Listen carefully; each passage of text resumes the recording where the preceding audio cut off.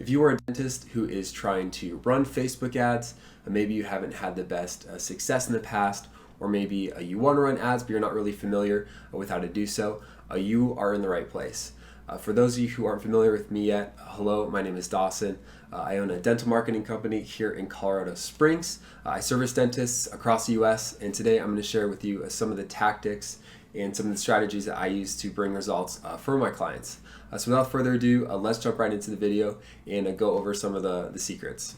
So to start off, let's look at the hierarchy of Facebook ads. Facebook ads are broken down into three separate parts. First, we have campaign, ad sets, and then the ads themselves.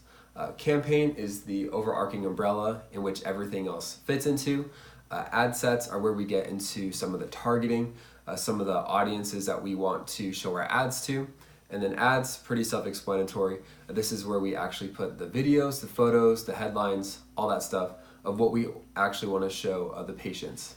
So the campaign is where you want to set your objective for running ads. For instance, they have campaigns like brand awareness or objectives like lead generation. This is where you tell Facebook, hey, this is what my goal is. This is the type of result I want to get.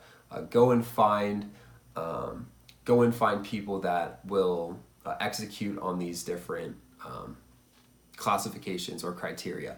Typically, when someone searches lead ad, they've had a history or a pattern of signing up for things in the past. So Facebook knows that they're going to start to look for people that share that similar behavior. So when you're telling Facebook what objective to use, just keep that in mind, and it's pretty easy to set up. Ad sets is where we get a little more specific on the targeting. This is where we tell Facebook, hey, I want you to look for people in this area, within these different zip codes, within this mile radius. Find people that are women from the ages of 30 to 50. Find people that are interested in teeth cleaning or teeth whitening. This is where we can get specific on targeting. So the ads are pretty self-explanatory. This is where you're going to upload pictures, videos, headlines, and be really specific about how you want your ad to be presented. There's even ways to change the placement of the ads. It's a little more advanced so that it shows up correctly on each different platform if you want to advertise on Instagram as well. But this is where you input all that information and then Facebook does the rest. So Facebook in general is pretty simple to understand in terms of the ad structure. Really anyone can figure out, we have the campaigns, that's where you choose your objective. Ad sets, that's where we do our targeting. And then ads, that's where we put the video or the picture itself. The next part I want to jump into is how it relates to dentists specifically. This is probably the reason why you clicked on the video. I'm excited to share some of the tools that I use, some of the strategies that I use. And this is really where people start to separate themselves between amateurs and experts. The way that you use Facebook ads, the way that you set up your targeting, set up the way that you run ads is really where we see people start to spread out and start to get different results. So now that we have the logistics side, let's take a look at how we can be successful when running Facebook ads. One of the foundational principles about being successful with running Facebook ads is direct response marketing. A lot of reasons why dentists get upset or maybe confused about when running Facebook ads is a lot of them like to do brand awareness campaigns or just really getting their name out there. That's how they say it. It's typically an ad that's very general, very vague, and just kind of floats around there, and they don't really know if it worked or not. They don't know if anyone came in from that. That could be good in small quantities. That could be good if you're maybe a Fortune 500 company that has hundreds of millions of dollars to spend on advertising. But for our intents and purposes, when you're a local-based business trying to get some of the neighbors to come in, you really want to stick to direct response marketing. It's crucial that you do this when you're running Facebook ads, because the last thing that you want is to have an ad out there and you're not sure if it's even working or not, because you're not sure if people are coming in. You don't know maybe how many people this truly affected. So it's important to have people take a specific action when you're running ads in order to know if the ad was successful. So now that we have that out of the way, let's jump into more of the specifics on how that looks when running Facebook ads. So in terms of campaigns, what I suggest is running a traffic campaign. If you want to, if you're doing maybe a retargeting campaign, I'll get into that a little later. You can run conversions or something else. But when you're just starting, you're doing cold traffic, which is people that haven't known you, or you're just getting into it, I suggest running a traffic campaign.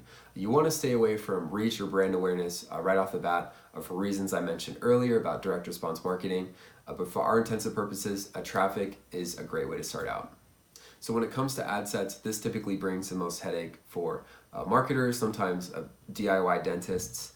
What I suggest is doing something simple when you're first getting started out. For instance, I would target women anywhere from the ages of 30 to 50. If you know your demographic, you're in a different area, you can kind of play around with those ranges in terms of the age. But I suggest keeping it as simple as you can and starting off from there. I've seen there's other videos on YouTube talking about getting really detailed in your targeting, about engaged women or smokers that want teeth whitening. That can be good if you're maybe a little more advanced. I haven't seen too much success with running those myself. However, for your intents and purposes, the word I like to say, I would stick with women anywhere from 30 to 50. In terms of the ads themselves, this is arguably the most important part of running Facebook ads. Facebook, as you know, is very competitive. Your ad is going to be shown next to people that have engagement pictures. Nike's trying to get their shoes out. You have people's baby shower pictures. It's really competitive in terms of getting people's attention. One of the books that I have here, Hook Point, talks about that and says you only have 3 seconds in order to really capture someone's attention. With that in mind, it's important to have an eye-catching image or video. This, hands down, is, like I said, the most important part. Spend the most time in thinking about the picture of the video that you're going to place, and then the rest will follow.